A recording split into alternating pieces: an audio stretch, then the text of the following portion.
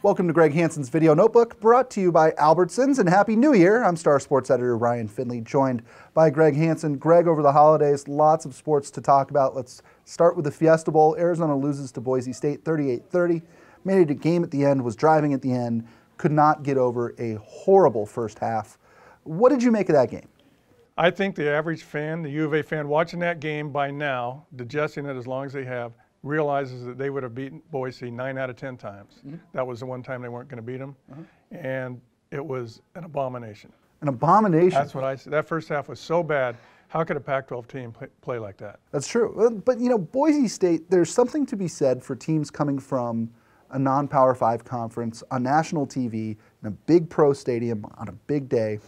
They pulled out all the stops. I mean, they ran a dang Statue of Liberty play. They ran a double pass. They threw downfield to a guy who I had never heard of in Jordan Spurbeck. I mean, this is a team that came out playing to win instead of playing to hang. And I think that that's an important point.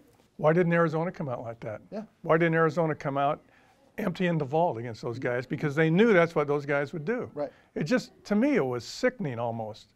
Not because you're living Tucson or anything, just sickening to see that opportunity go up in smoke. Well, and it's not often that Arizona is the bad guy in a bowl game. I mean, I think that if you live outside the state of Arizona and had no affiliation, you were rooting like heck for Boise State, because Boise State comes out, not only are they the underdog from a small conference, they come out and win you over almost immediately with the way they play. Yep. And Arizona could have matched that. In the second half, Arizona so thoroughly dominated them.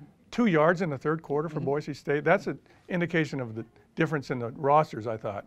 But it was too late. Right. 2 yards, by the way, is the difference between us and the camera. I know. It's crazy. Anu Solomon, I think, if you're an Anu Solomon true believer, the way he played maybe in the second half leads you to believe that there's hope. If you're somebody who thinks Anu Solomon is just a placeholder, maybe his performance in that game gives you all the evidence you need that maybe it's time for a different guy. What did you come away with based on how he played? I thought in a way that game works because now they know they have to get a different quarterback to go up here. Because this league, this division is so tough. Anu is a great guy. Is he going to take him up here? Probably not. I think the spring practice will be the Brandon Dawkins showcase. It needs to be. If you're gonna hang in this division, you're going to have a better quarterback in. Well, in Brandon Dawkins, it's really easy to ascribe all these positive traits to Brandon Dawkins if you're me or if you're you, because we really haven't seen him play in a game, and physically he passes the eye test. I mean, this is a guy who, at least in the practice time we've seen, can make all the throws, big and strong, fast, which is something Anu Solomon is not. I mean, is it just a matter of see what you have there before deciding whether to replace the quarterback? Yeah, and it's so hard. We've seen it in the last 15, 20 years. Prospects come in at quarterback, Ryan O'Hara, on and on and on. And Nick Costa, we can keep going, Richard Kovalchuk, et cetera, et cetera. It blows up in your face. Right. So at some point, you got to make Brandon Dawkins earn it. Yeah. You're not going to come out and say it's an open competition, but it might be an open competition.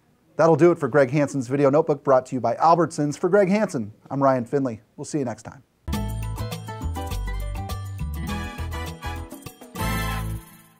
It's game time here at Albertsons, so listen up. It's our goal to help you score great deals. So pay attention to the game plan, because you could win Cardinal season tickets, the chance for your child to be a Cardinal kickoff kid, or $10,000 cash and other prizes. Here's what you do. Look for this tag, buy $10 worth or more. Grab your prize code at checkout and enter it at scoregreatdeals.com. Now let's play football. Get in the game for your chance to win.